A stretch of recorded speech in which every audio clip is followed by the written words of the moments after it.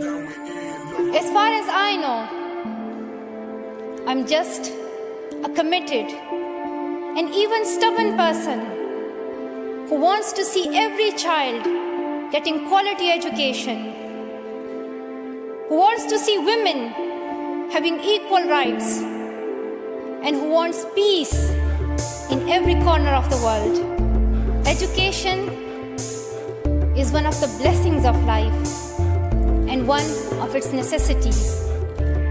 That has been my experience during the 17 years of my life. Never allowed to go outside in the rain to play. No ground either, that's a whooping if she find a stand grain.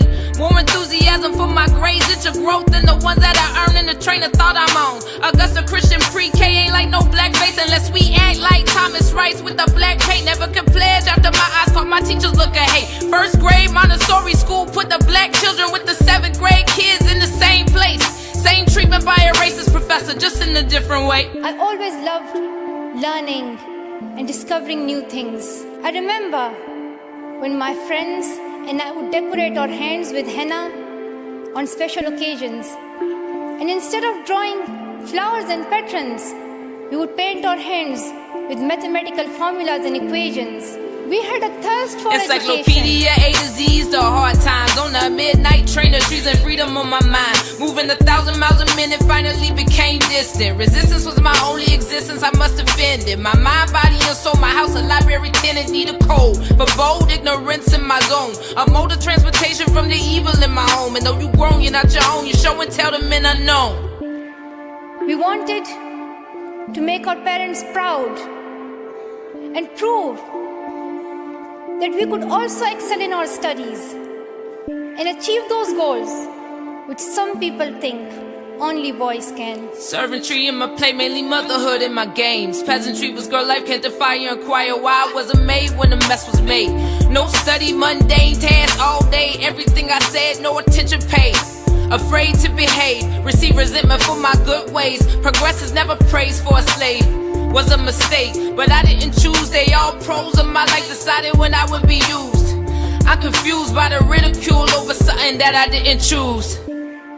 And our beautiful dreams turned into nightmares.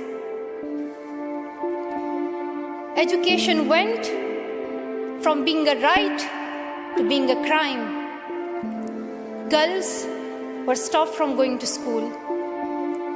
Gender violence is deprivation of education. Lose ability to retain information. Remembering a rare occasion, and so is concentration. Always a haunted house invading my imagination. The scene too quiet. Silent night, heard a cue. Wade in the water, snatched up from bathing. In view, beat on the ground naked. For reading his science pages, the rage in his face, the same as the rape. Wasn't supposed to be great. I had two options. One was to remain silent and wait to be killed.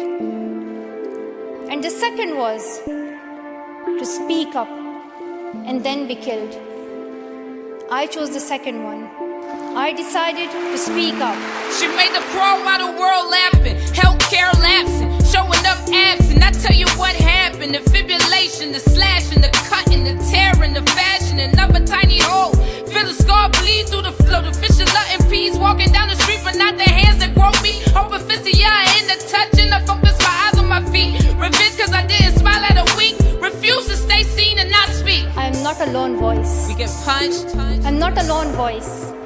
I am many. We get burned. I am Malala. We get acid attacked. But I'm also Shazia. And I'm Kainat.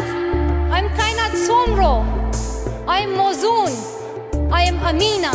And they make us strip. I am those 66 million girls. And it's worldwide enslavement. For the pride of education. And there's traffic on this sex slave ship. And today, I'm not raising my voice. It is the voice of those 66 million girls.